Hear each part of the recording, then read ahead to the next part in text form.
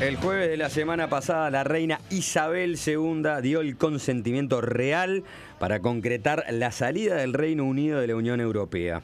Se trató de un trámite meramente formal. Lo importante había ocurrido el lunes, cuando en el Parlamento se aprobó el proyecto para llevar adelante el Brexit. Todas las miradas apuntan ahora a la primera ministra británica, Theresa May, quien debe convocar el artículo 50 del Tratado de Lisboa, que da inicio a las negociaciones con el bloque europeo, algo que se espera ocurra sobre fines de este mes. ¿Cómo se está viviendo este proceso? Vamos a conversarlo con el embajador del Reino Unido en Uruguay, Ian Dudy. Dudy, muchas gracias por estar acá. Bueno, gracias por la invitación. La noticia del día es justamente que finalmente se invocó el artículo 50 y el 29 de marzo va a ser presentado oficialmente este documento que le enviará Theresa May a las autoridades de la Unión Europea. Sí, es verdad. Sí. O sea que la primera ministra anunció oficialmente que el 29 de marzo vamos a anunciar oficialmente a Bruselas nuestra salida. Y a partir de ahí empezamos con las negociaciones para la salida. Y bueno, con respecto al Brexit, yo creo que la primera ministra fue claro que el voto debe ser respetado. Es decir, que el país, los británicos no estamos acostumbrados a tener tantos referéndums, así que eso pasa solamente una vez por generación. Y aunque el voto fue cercano, hay que respetarlo. Es decir, que vamos a salir.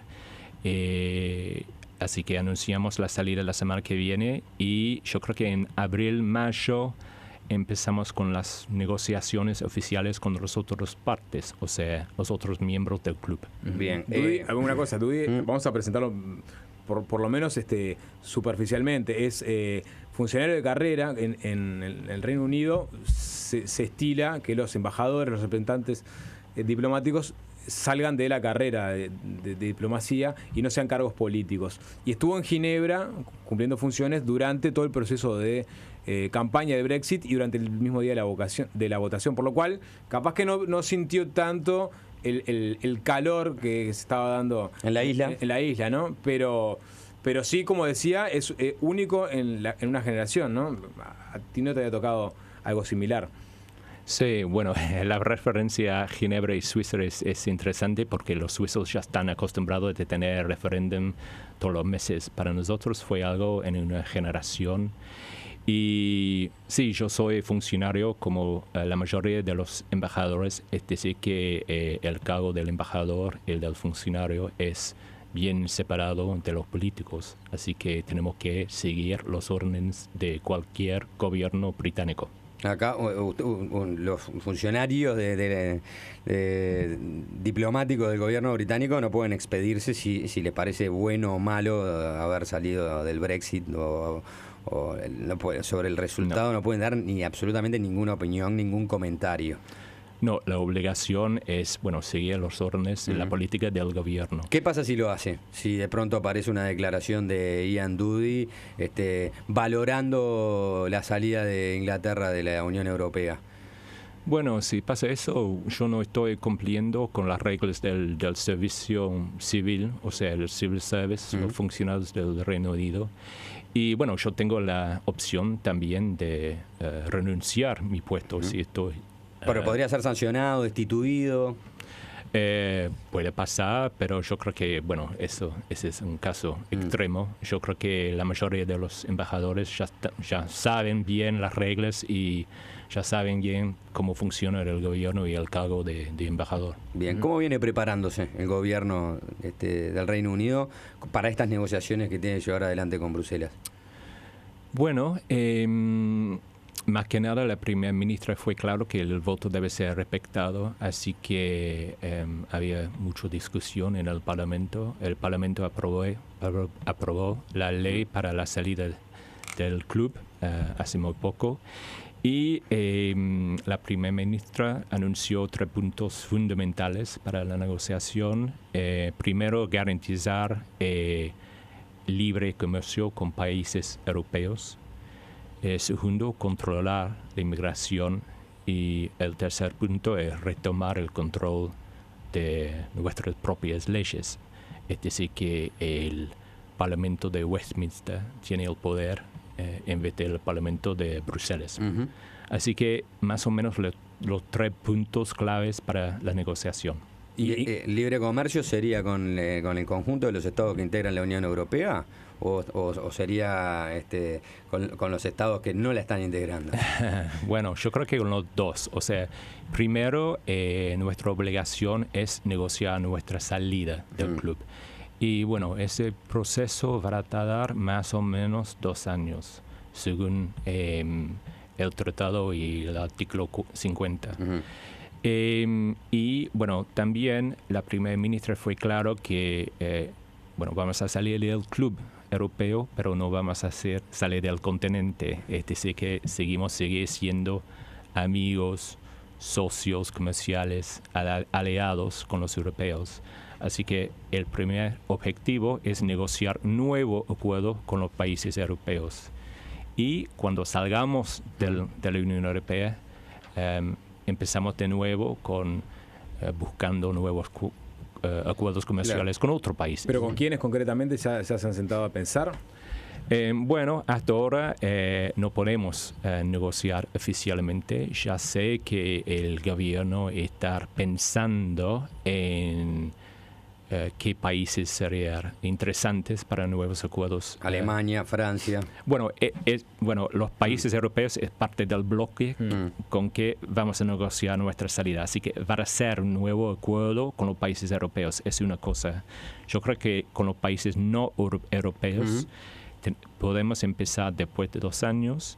Y yo creo que en la lista primera, digamos, hay países como Estados Unidos, Australia, Canadá. El Mercosur, que digamos Uruguay el Mercosur está tratando de sacar un tratado de libre comercio con la Unión Europea, ¿eventualmente aparece en la lista de posibles interesados?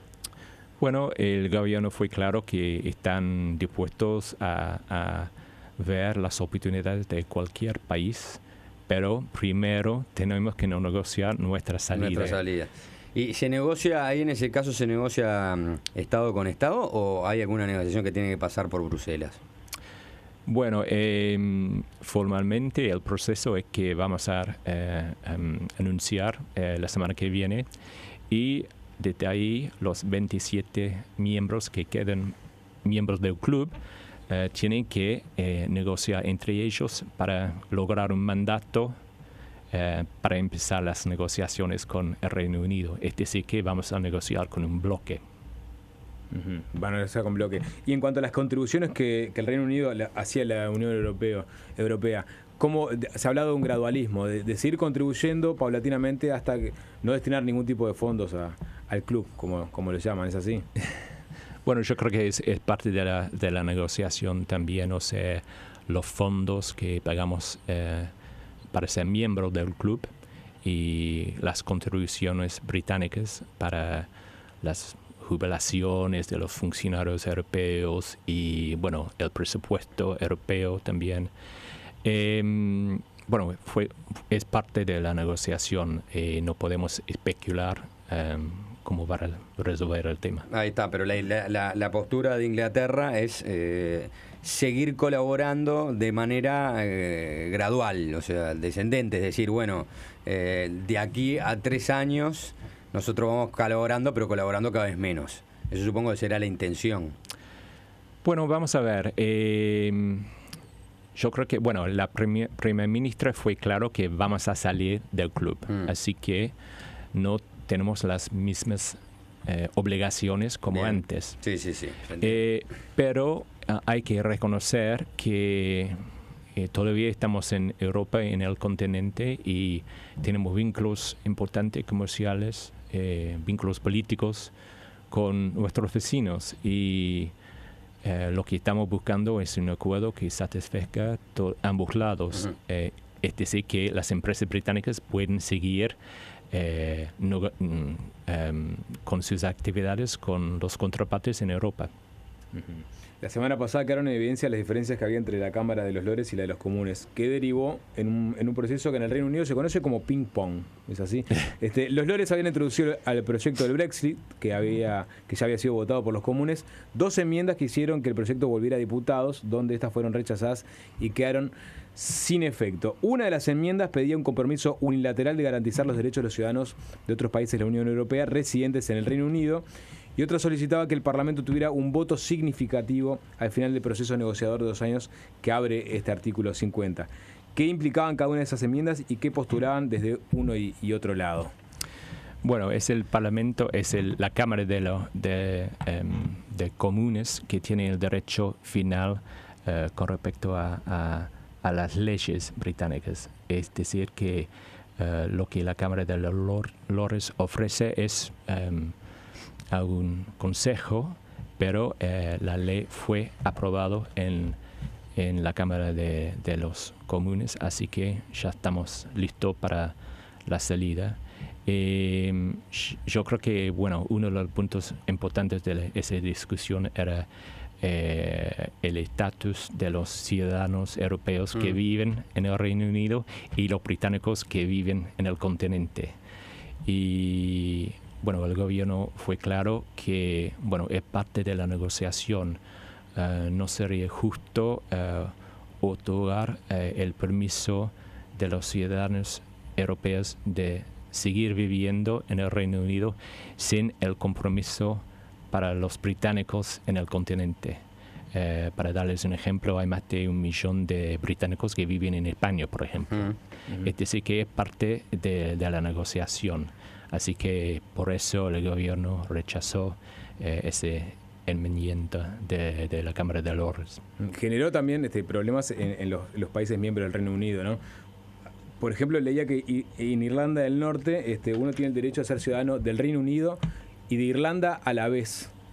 Y el tema central es cómo resolver este punto. ¿Puede alguien ser al mismo tiempo ciudadano de la Unión Europea? Irlanda es miembro de la Unión Europea y al mismo tiempo no ser ciudadano de la Unión Europea. Es un desafío que se le plantea al gobierno británico en este momento, ¿no?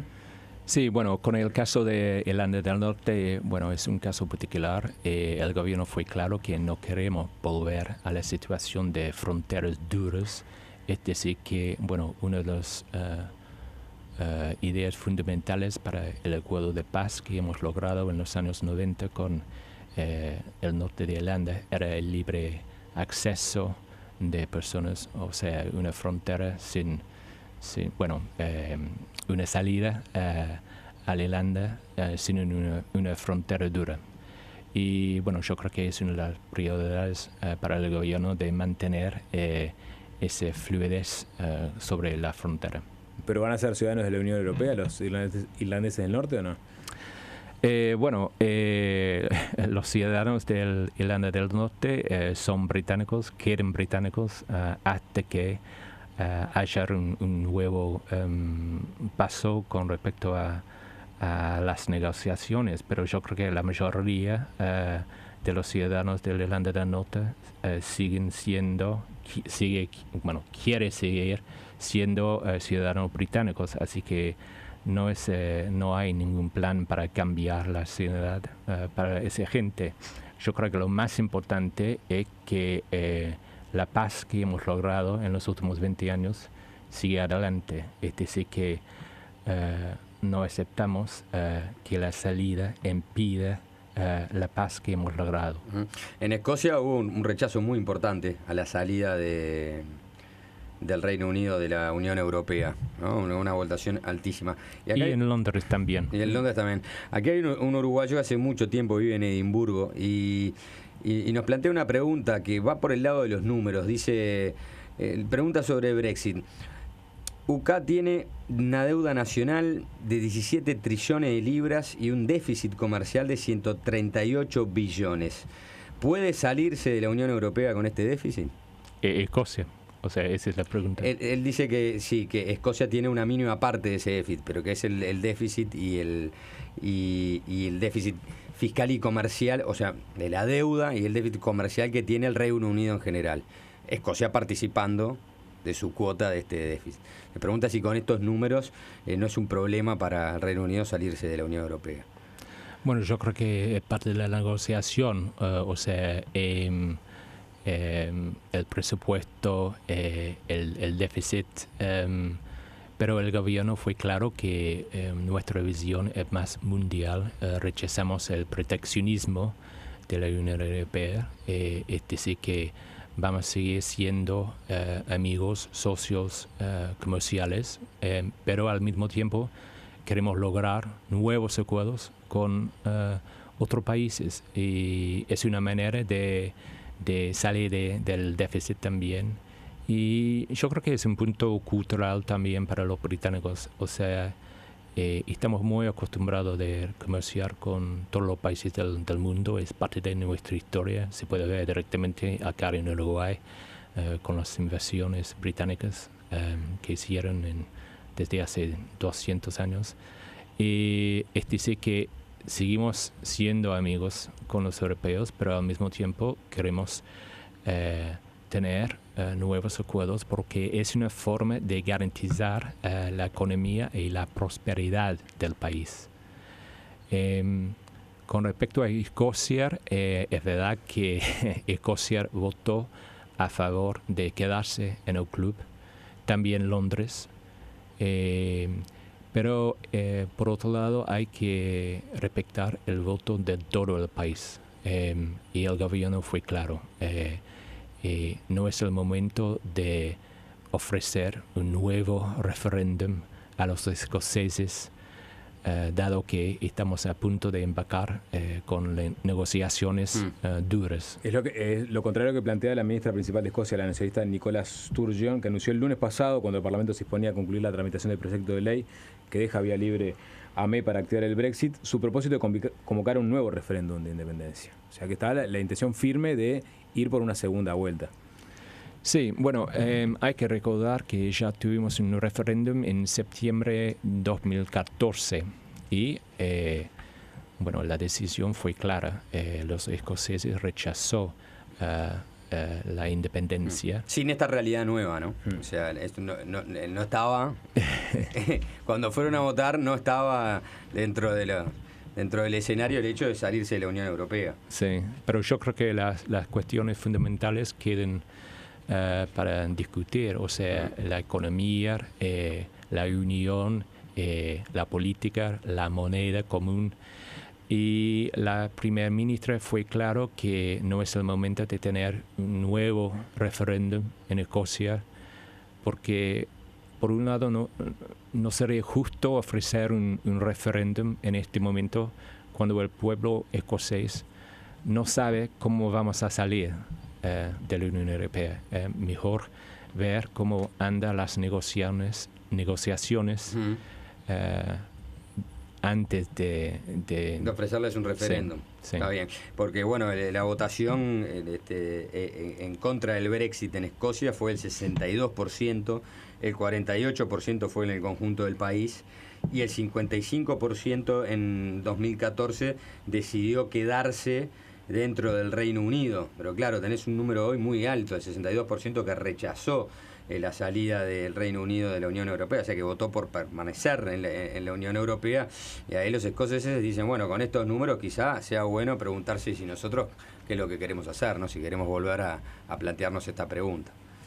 Pero bien, el gobierno de Inglaterra entiende, o el gobierno de Reino Unido entiende que hasta que no se vean cómo se va desarrollando las negociaciones, no es el momento de estar planteándose nuevamente un referéndum. Tal cual. Si no, el pueblo escocés está votando en ciego, digamos, o sea, sin saber cómo vamos a salir. Ahí está. Embajador, podemos hablar de un reino desunido en este momento, y viene por este lado. Tenemos Irlanda del Norte, que votó en contra del Brexit. Tenemos a Escocia, que también lo hizo. Gales creo que no, Gales votó a favor. Pero tenemos un problema de unidad, de unificación, ¿no? Para enmendar más allá de la salida formal que tiene que hacer Gran Bretaña de la Unión Europea. ¿Cómo va a surgir el gobierno central estas disidencias entre los países? Bueno, el gobierno fue claro que queremos guardar la unión de las regiones que existieron por más de 300 años ella está visitando todas las regiones del país a partir de hoy. Hoy ella se va a Gales. Y también para tener una discusión abierta y fluida de todos los representantes de la región, o sea, el Parlamento escocés, de la Irlanda del Norte, el Parlamento de Gales. Pero al mismo tiempo es importante reconocer que, bueno, en Inglaterra hay una población más grande de las 4 regiones que rechazó la oportunidad de quedarse en la Unión Europea. Y yo creo que la visión del gobierno fue claro que tenemos que negociar un acuerdo que satisfaga todas las regiones. Y es decir, que para que las empresas de Escocia, tanto de Escocia como de Inglaterra, puedan seguir trabajando, haciendo sus comercios con países europeos. Bien, ¿cómo quedó el tablero político, ¿no? Uno de los análisis más corrientes que se hace sobre el caso del Brexit, sobre todo, ¿no? que este proceso es que, bueno, se ha asustado por el ascenso del Partido por la Independencia del Reino Unido, o sea, por la derecha del entonces y el entonces primer ministro David Cameron pasó por alto al Parlamento y le entregó una decisión de importancia histórica a una mayoría simple de votantes desinformados con el Brexit.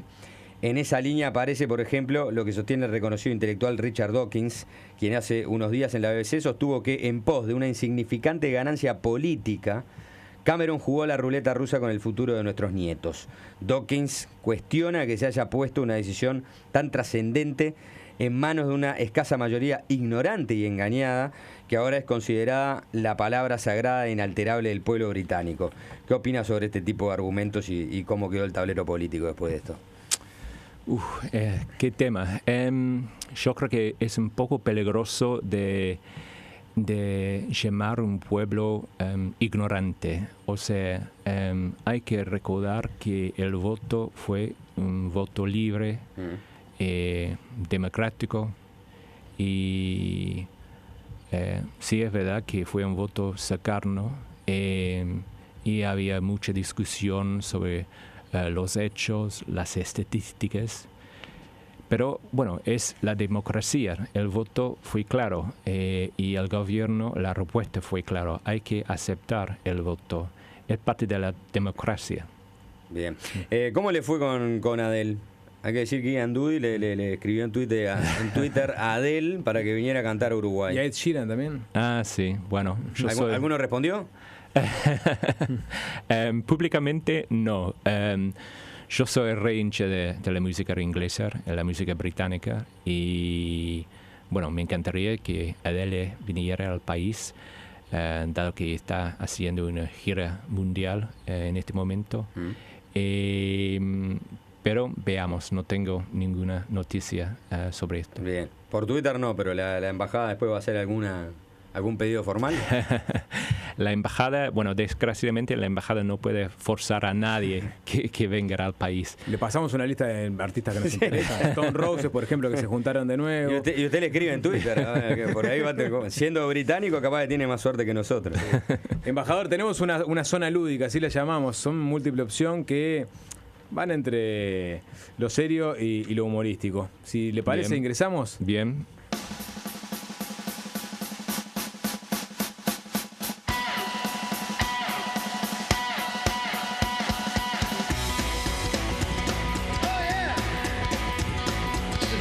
Multiple choice, así se le dice en inglés, múltiple opción. Sí. Es lo que le vamos a proponer al embajador. La primera es la siguiente. ¿Cuál de estas películas británicas define mejor lo que implica el Brexit para el Reino Unido? ¿Es un cinéfilo el embajador o más o menos?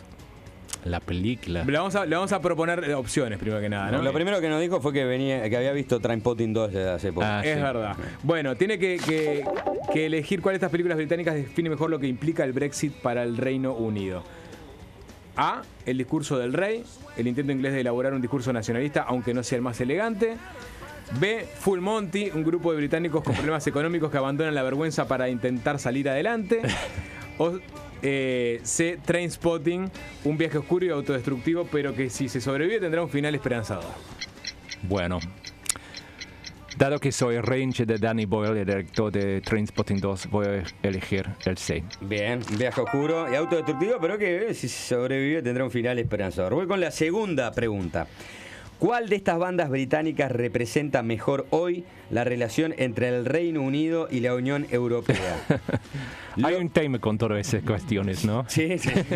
Los Beatles, cuando John Lennon y Paul McCartney pueden tolerarse, son capaces de crear la mejor banda de la historia. Oasis, los hermanos Gallagher, no pueden ni deberían tolerarse. Hicieron 2 o 3 canciones buenas, pero ese arreglo no es bueno para la salud de nadie. Y la última opción, The Police. El rompimiento va a ser duro, pero cuando se concrete, la gente solo terminará recordando a uno de ellos. Bueno, yo soy hincha de Sting, así que voy a elegir The Police. Bien, y diciendo que la gente va a recordar al Reino Unido. Al Reino Unido y no a la Europea, sí. La última, embajador. Si el Reino Unido pudiera apropiarse de algo uruguayo, así como se apropió de las Malvinas, y eso ya le pasamos un chiste con algo de crítica, ¿qué sería? ¿La regulación de la marihuana? ¿El talento futbolístico de Luis Suárez? ¿La capacidad de nuestros dirigentes deportivos para lidiar con la violencia en el fútbol? Por favor, necesitamos el talento de Suárez. Ah, bien, perfecto. Está bien, está claro. El embajador del Reino Unido, Ian Dudy, gracias por estos minutos en Zona Tremendo. Bueno, gracias. Fue realmente un placer.